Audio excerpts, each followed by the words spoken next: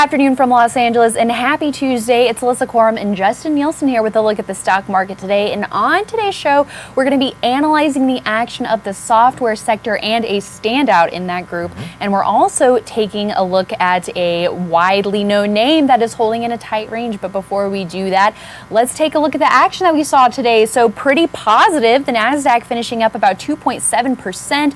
The S&P 500 finishing up 2.2%. The Dow also up 2%. So widespread gains here after a pretty ugly session yesterday. Right. But volume, how are we looking? Give us some more insights. Well, we don't have the final volume figures, but here's what I'll tell you. There was a lot of news about this is the best day since X, whatever. Right. And that stuff doesn't get me too excited because if you look at the best days on the NASDAQ composite, for instance, the 10 best days, they're all during corrections. So one day by itself is not enough. And a lot of this was sparked by some, or at least a contributing factor was Fed Chair Powell.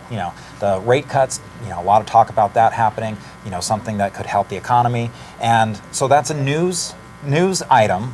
We've been dealing with news items on the negative side.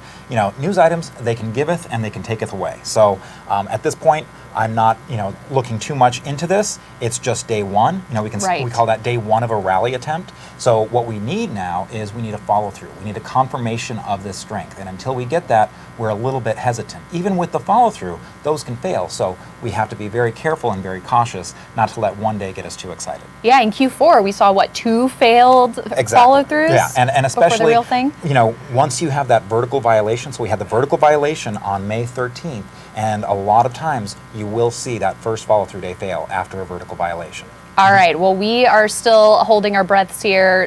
NASDAQ still below the 200-day line. That's another thing. We've talked a lot about support and resistance. That 200-day line was support. Now that could turn into resistance. So we're right up at that line. We'll see if it can cross above it, and that'll be a very key test. That's right. We'll be waiting for that key test and the follow-through day. But in the meantime, let's analyze what we saw in the software sector. Now, Ed and I analyzed this ETF yesterday, but I think the lens through which we're looking at it today is very educational for our viewers. So we're going to take a look at IGV, that software tech expanded ETF, which bounced about 2.9% today. So software, we said yesterday had been a group that was leading and holding up, but finally yesterday saw widespread losses. So what do you make of the bounce today for software? So I want to make sure it's clear that I did know that Ed covered this yesterday, and I wasn't just trying to copy him. So there's something very different we're talking about today, and that is that a lot of the software stocks and the software ETF, IGV,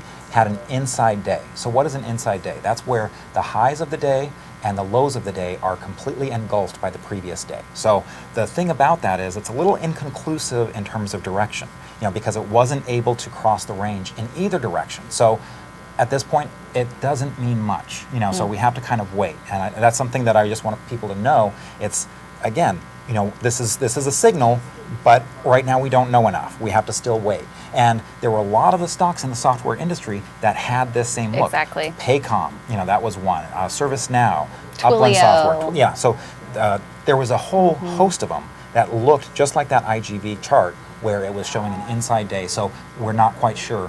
Does this mean that the software is back to a leader? We don't know yet. Does it mean it's dead? We don't know that. We don't know that. Yeah, we don't know that either. Because at this point it is getting some signs of support, but we have to see which way it breaks versus yesterday's action.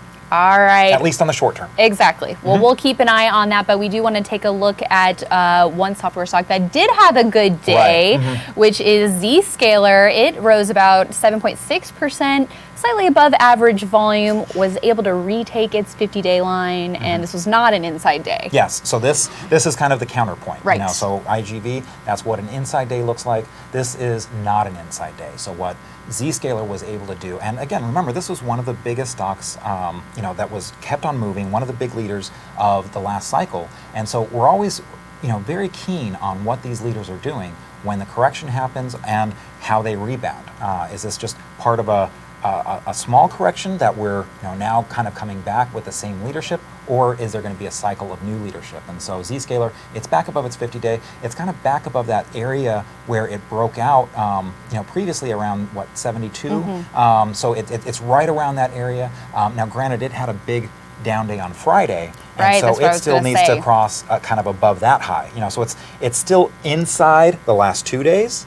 So we'll see if it can cross that high from Friday. Exactly. Last week it closed below its 50-day line, also the 10-week line on a weekly chart. But we will keep an eye on Zscaler from here because it has been one of the leading stocks that we've seen in 2019. And you can still consider this, that it's gotten support at the 50-day. Even though it crossed below it, it didn't stay there for very long. And so sometimes we look at that and we say, okay, look, this is something that at least the institutions or someone came in, brought money into the stock at that level, and that is a good thing. That is good to know. All right. And let's also take a look at a weekly chart for McDonald's. It has been trading in a tight range for about 4 weeks now. So resisting the downdraft and finding support. And sometimes with these bigger names, they're, a lot of people don't get as excited about them because, you look at Zscaler up 7% today, and then you look at McDonald's up like 0.5%. Exactly. And it's hard to get excited about that. But a lot of times these are the stocks that don't go down as much either. And so as a result, you see that the relative strength line, and that's that blue line, that blue squiggly line that you see, and you see the relative strength rating of 92 at the end there. Well, the relative strength line is showing a lot of strength versus the S&P 500 because it just didn't get down that much. And it was contained by its 10-week moving average line this whole time. That's the red line that you see on the chart. So, this is something that held up, but now, if the market goes up from here and really kind of, powers higher, this might not be participating as strongly as, let's say, a name like Zscaler. That's right. And the fundamentals here leave a lot to be desired, at least in recent quarters. It had been logging quite a few quarters of quarterly earnings growth, but that recently turned negative. Analysts are expecting bottom line growth of just 2% for the year. Right. And that's a very big difference from when McDonald's had that new factor. They had the new CEO when their former brand manager became CEO and really revamped the whole McDonald's business, and it really transformed who they were as a company, and kind of more healthy options and things like that. So will they have that same new catalyst this time? That remains to be seen, but so far the earnings really aren't there. That's right, but strong technical action. Yeah. So worth noting. Point and counterpoint. Exactly. All right, everyone. Thanks so much for watching today. We hope you visit investors.com for all the latest stock market news and analysis. And you can also check out our content across social media, whether that's on Facebook, Instagram, YouTube, or Twitter, so you can stay up to date on all the latest. Thanks so much for joining us, and we'll see you right back here tomorrow.